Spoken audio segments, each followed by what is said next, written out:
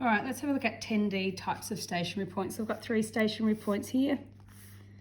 So this point here is a maximum.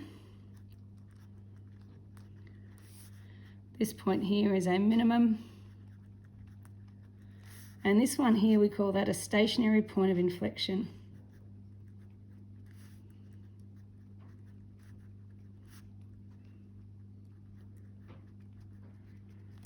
So you can see with point A, the gradient is positive, it's 0, it's negative. At point B, it's negative, it's 0, it's positive. And for the stationary point of inflection, it's positive, 0, positive. If that was going the other way, that would be a point of inflection that goes negative, 0, negative. So A and B are called turning points because the gradient changes. But this one's not called a turning point because you don't actually turn around there. So what you'll be asked for is what is the nature of these turning points? And when asked for nature, the answer is either it's a maximum, it's a minimum, or it's a point of inflection. And we just need to work out how to find those. So the most efficient way to find that out is to find what we call a second derivative.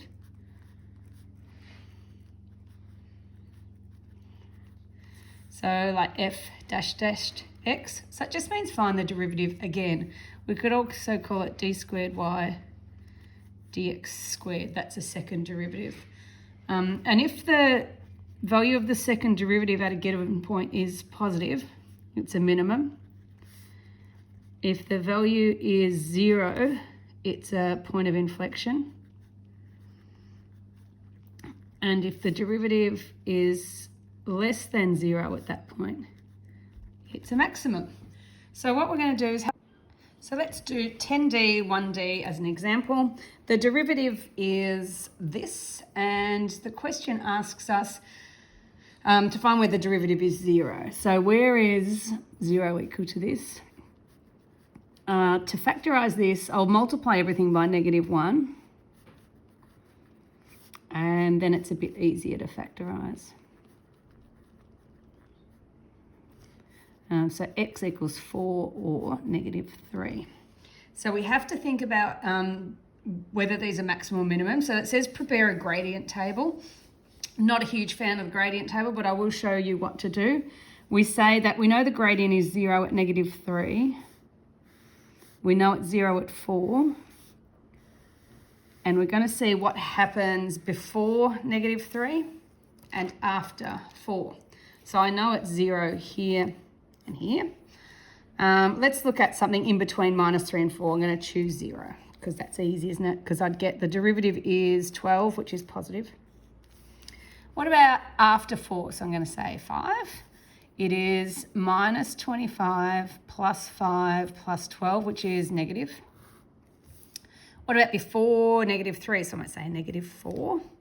It would be -16 minus 4 plus 12, which is negative. So what this tells me is I go negative gradient, 0 gradient, positive gradient. So this is a minimum. And then this one, it goes positive, 0, negative, so it is a maximum. Now, I reckon that's a bit confusing, so we'll try the second derivative way. So if this is the derivative, the second derivative is just -2x plus 1. So I can say at -3, this would be 7, which is greater than 0. So that's for it's a minimum, which is what we set up here. If I found the second derivative at 4, it would be -8 plus 1, which is -7, which is less than 0. So it's a maximum. So I certainly prefer to use this second derivative instead of using the diagram to find the gradient. The next one I thought I'd go through, let me have a look, is question 16. So 16 in 10D, it gives you a function 100 e to the -x squared plus 2x minus 5. Find the values for which this increases as x increases. So if the value of the function is increasing as x increases, it's basically saying where is the gradient positive?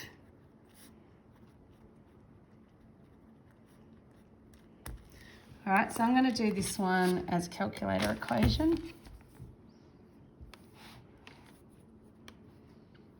So I'll just show you what I did.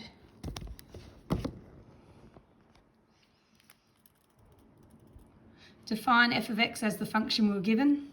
Find the derivative of that. And then I defined that as df of x. So the derivative of f of x is whatever we found here. So the equation we solve is where is the derivative of f of x, or the gradient, greater than 0? And it says when x equals 1. So the second part of that question says what is the maximum gradient, I think it says. The maximum value of that function. So what I did was I went back to the original function, f of x, and put in f of 1, and that gives us our maximum value. So use the calculator on the ones that say to, and then you can either use the gradient table for question 1 or just use our second derivative.